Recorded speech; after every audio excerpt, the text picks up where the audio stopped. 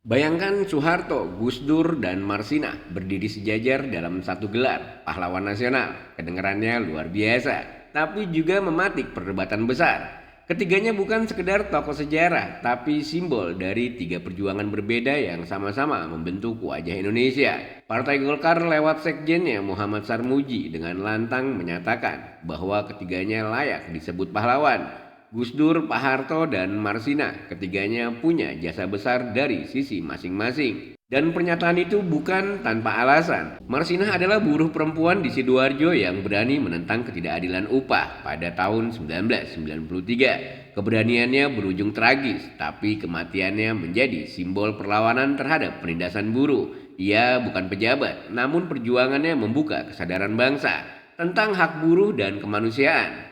Bagi Sarmuji, Marsinah layak jadi pahlawan karena membela martabat pekerja dan HAM. Kemudian Soeharto, Presiden kedua Republik Indonesia selama 32 tahun. Di awal kepemimpinannya, inflasi mencapai 650% dan rakyat kelaparan. Namun di tangannya Indonesia berubah menjadi negara yang swasembada pangan, berpendidikan luas dan punya cita-cita besar lewat teknologi. Meski pemerintahannya juga menyimpan catatan gelap seperti pelanggaran HAM dan pembungkaman kritik, Golkar menilai jasanya bagi pembangunan bangsa tetap monumental. Tidak ada pahlawan yang sempurna, kata Sarmuji. Bangsa yang dewasa adalah bangsa yang bisa menilai sejarah dengan kepala dingin, bukan dengan dendam.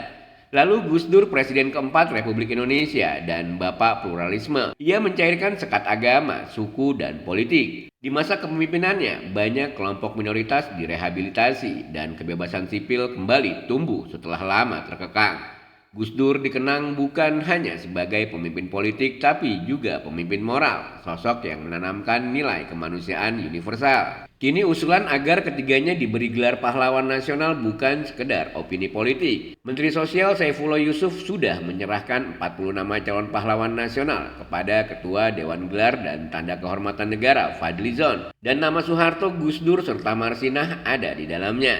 Tiga tokoh, tiga perjuangan. Marsinah untuk keadilan sosial, Soeharto untuk pembangunan nasional, dan Gus Dur untuk kemanusiaan universal. Jika ketiganya diakui sejajar, maka Indonesia sedang menegaskan satu hal penting, bahwa pahlawan sejati lahir dari keberanian memperjuangkan nilai, meski lewat jalan yang berbeda.